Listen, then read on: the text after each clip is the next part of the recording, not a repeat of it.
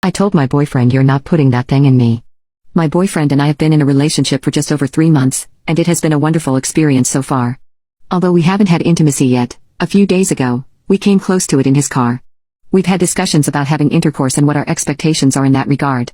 Since he's had previous partners, I expressed my preference for both of us to get tested before taking that step. Even though I haven't been sexually active with anyone else before, I needed to explain my hesitancy, and thankfully, he was completely understanding.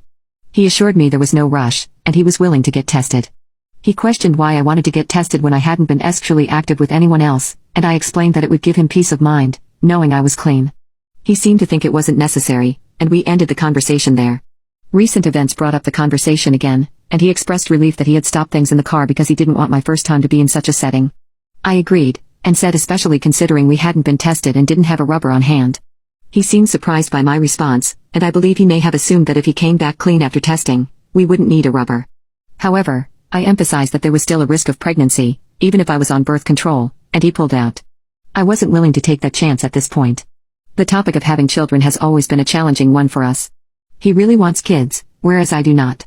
I don't see myself having children in the next 10 years because I'm focused on completing my degree and achieving financial stability.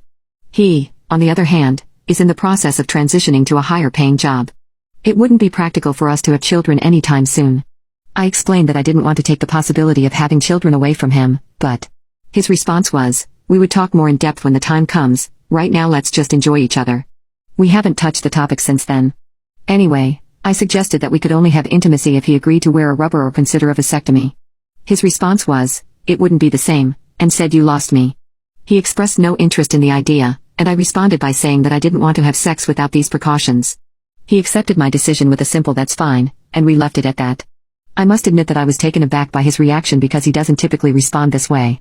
He has been distant in our texts since then, and it feels like I'm bothering him. Now, I'm unsure of what to say or do.